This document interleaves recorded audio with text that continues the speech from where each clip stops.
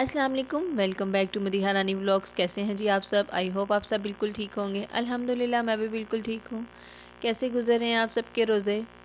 میرے تو الحمدللہ بہت اچھے گزر رہے ہیں۔ آج میں نے مارننگ میں نے سوچا کہ چلیں آپ سے اپنی سحری کی روٹین شیئر کرتی ہوں۔ ہم لوگ نا سحری میں چاول لازمی بنتے ہیں،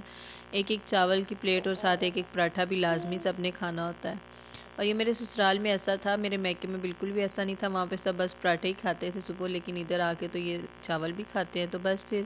ہسبینڈ کے لیے مجھے بنانے پڑتے ہیں۔ تو صبح اٹھی جلدی سے چاول بنانے لگی ہوں تو دیکھا کہ گیس بالکل بھی نہیں آ رہی تھی، پھر خیر سلنڈر جلایا اور میں نے جلدی سے اس پہ چاول بننے کے لیے رکھ دی کہ میں تقریباً اٹھ گئی تھی آج 3 بجے۔ تو بس پھر جلدی جلدی پیاز کاٹا، چاول جو تھے وہ جو میں نے سارے منگوائے تھے تب بھی میں نے صاف کر کے رکھ لیے تھے، اس طرح نا کافی آسانی ہو جاتی ہے، جلدی جلدی نا پھر بن جاتے ہیں، ورنہ صاف کرنے میں بہت زیادہ ٹائم لگ جاتا ہے۔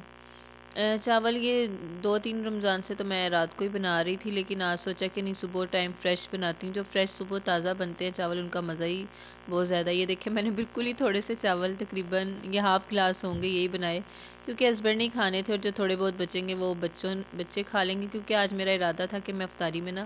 بریانی یا چنا پلاؤ بناؤں۔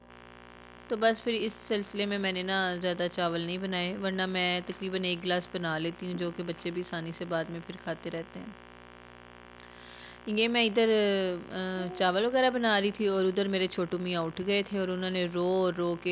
کے مجھے ڈر تھا کہ بس یہ آج سب کو اٹھائے گا، یہ آج اٹھ گیا ہوا ہے اور اس نے سب کو اٹھا دینا ہے، اور ایسا ہی ہوا کہ وہ جناب خود تو اٹھے ہیں، انہوں نے پھر آہستہ آہستہ کر کے سب کو اٹھا دیا۔ ہسبینڈ ادھر آوازیں دے ہی جا رہے ہیں کہ بس کر دو اندر آ جاؤ، بس کر دو اندر آ جاؤ۔ میں کہہ رہی ہوں کہ آپ 2 منٹ ویٹ کریں، بس میں آ رہی ہوں۔ آٹا بھی میں نے باہر نکال کے رکھ دیا کہ چلو پہلے میں جا کے اس کو چیک کر آتی ہوں اور پھر اس کے بعد آ کے تو پھر روٹیاں بناؤں گی۔ خیر یہاں پر آئے ہیں ننے جو میاں ہیں ہمارے، ان کا ڈائپر وغیرہ چینج کیا ہے اور وہ بس کھیل کود میں لگ گئے ہیں، تو بس اس کو اس کے بابا کے حوالے کر کے تو میں پھر دوبارہ سے کچن میں چلی جاؤں گی۔ بہت تنگ کیا اس نے آج، اس نے بہت زیادہ تنگ کیا، یقین کرے سحری بنانی اتنی زیادہ مشکل ہو گئی تھی کہ ایک ٹانگ میری کمرے میں تھی اور ایک ٹانگ میری کچن میں تھی، بار بار میں اندر جا رہی تھی اور میں ان کو بھی ہسبینڈ کو بھی یہاں پر آوازیں دے رہی ہوں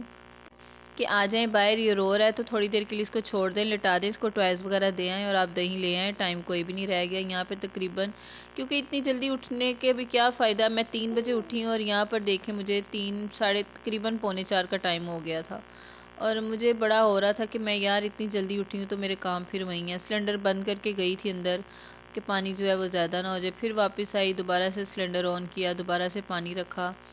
تو بڑا مشکل ہو جاتا ہے۔ پھر آٹا بس پیڑے وغیرہ یہاں پہ ساتھ ساتھ میں کر رہی تھی اور ساتھ ساتھ سالن لے کر آئی باہر سے فریج کے اندر سے، اور پھر ساتھ وہ گرم ہونے کے لیے رکھ دیا۔ خیر میں نے کہا چاول جو ہیں وہ میں نے دم پہ لگائیں، اتنی دیر میں نے کہا چلو جلدی جلدی اب دسترخوان بچھا لیتی ہوں، برتن وغیرہ چیزیں یہاں پر لگاتی ہوں، اور پھر ساتھ ہی نا ہسبینڈ جو ان کو بھی باہر بلاتی ہوں، یہاں پہ ان کو بھی زبردستی پھر میں نے آوازیں دیں کہ آ جائیں بس کر دیں، ٹائم کوئی بھی نہیں رہ گیا، 4 سوا 4 کا ٹائم ہو چکا ہے تو آپ آ جائیں، کیونکہ پھر میں نے تو جب میں اٹھی تھی تو میں نے نوافل وغیرہ جو ہیں وہ ادا کر لیے تھے، لیکن انہوں نے ابھی کرنے تھے، تو ان کو یہی تھا کہ بس یہ آج سیف اللہ اٹھ گیا تو بڑا مشکل ہو رہا تھا آج ہم لوگوں کے لیے نا، ورنہ شکر اللہ کا 2 روزے جو گزرے ہیں اس میں یہ سو رہا ہوتا ہے تو پھر اتنا ہمیں نہیں فیل ہوا، لیکن آج ہمیں واقعی بہت زیادہ فیل ہو رہا تھا اور بڑا مشکل ہو رہا تھا ہمارے لیے سحری کرنا، ایک دفعہ وہ سنبھال رہے تھے اور ایک دفعہ میں سنبھال رہی تھی۔ خیر یہاں پر اس کے شور سے جو بڑا بیٹا ہے میرا وہ اٹھ گیا تھا اور وہ ادھر اپنے بابا کے پاس آ کے تو وہ بیٹھ گیا، اور میں نے کہا آپ نہ باہر بیٹھے ہیں تو آپ کریں سحری، تو میں اتنی دیر اس کو سلا لوں تھک کر کے، لیکن جب وہ نہیں سویا تو میں اس کو بھی لے کر باہر آ گئی اور اس کو بھی اس کے بابا کو پکڑایا اور میں بھی پھر بیٹھ گئی۔ اب میں جب اس کو لے کر باہر آ رہی ہوں تو اندر وہ جو دونوں بیٹیاں وہ بھی اٹھ چکی تھیں اور ان کو پانی پینا تھا کہ مما میں پانی پلا دیں، اور ہسبینڈ یہاں پر بہت زیادہ غصہ ہو رہے تھے کہ بس کر دو باہر آ جاؤ،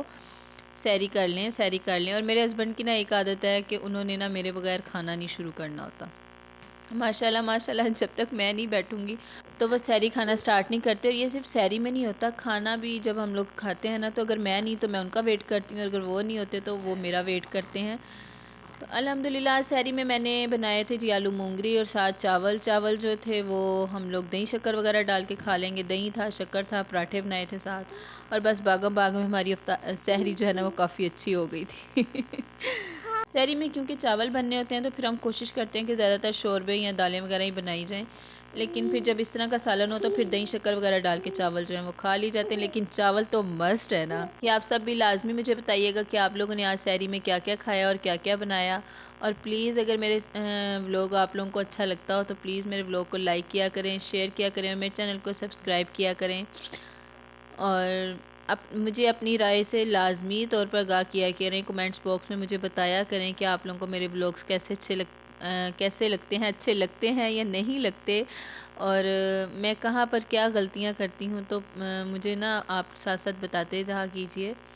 اور انشاءاللہ میں لازمی آپ لوگوں کو رپلائی کروں گی۔ ملتے ہیں ایک اور بلاگ میں، تب تک کے لیے اللہ حافظ۔